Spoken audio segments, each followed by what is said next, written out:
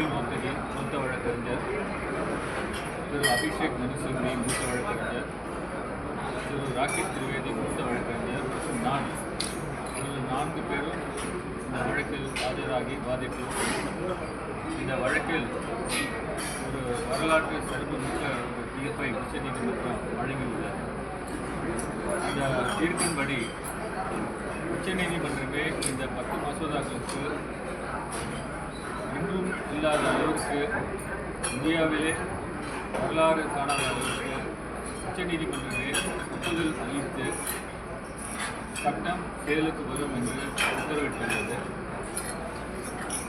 ஆளுநருக்கு ஒரு சட்டமன்றம் மசோதாவை ஏற்று அனுப்பினார் 1 மாதத்திற்குள் அவர் ஒப்புதல் அளிக்க வேண்டும் என்று உச்சநீதிமன்றம் கட்டளையிட்டுள்ளது.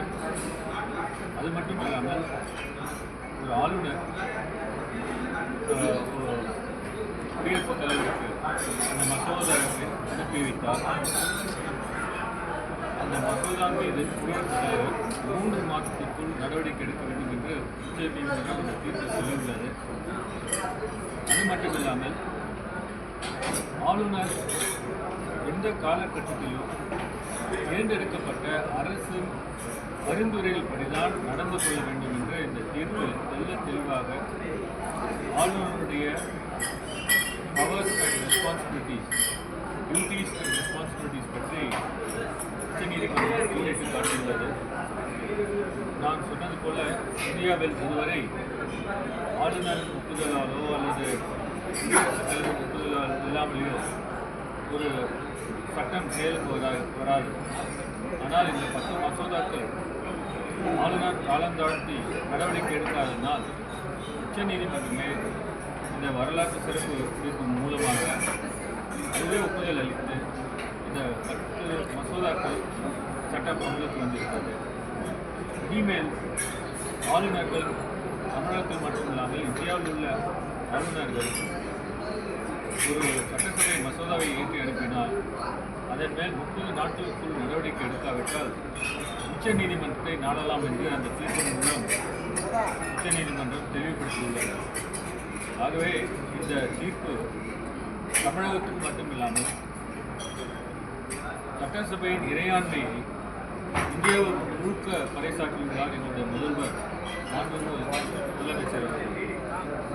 அது மட்டுமில்லாமல் மாநில சுயாட்சி, கூட்டாட்சி தத்துவம் இது இரண்டுமே கடைபிடித்து அதை உச்சநீதிமன்றம் இந்த மசோதாக்கள் ஆளுநர் எப்படி நடந்து கொள்ள வேண்டும், குடியரசு எப்படி நடந்து கொள்ள வேண்டும் என்று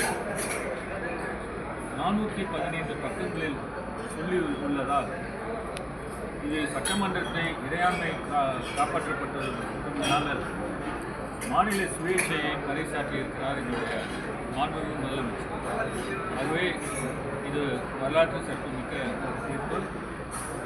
அந்த வழக்கில் ஆஜராகி 4 மூத்த வழக்கறிஞர் வாதித்ததை அதற்காக இன்னைக்கு தேநீர் விருந்து முதலமைச்சர் அவர்கள் கொடுத்தார்.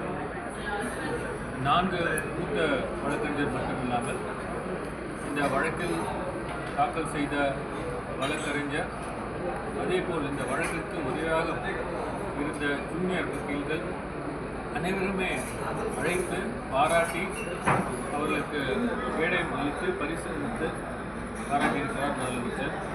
இது உண்மையிலே எங்களுக்கு மகிழ்ச்சியை தருகிறது. இந்த வெற்றியை எங்களது முதலமைச்சர் தமிழகத்தில் மட்டுமில்லாமல் இந்தியாவிற்கே பரிசாக தந்துள்ளார்.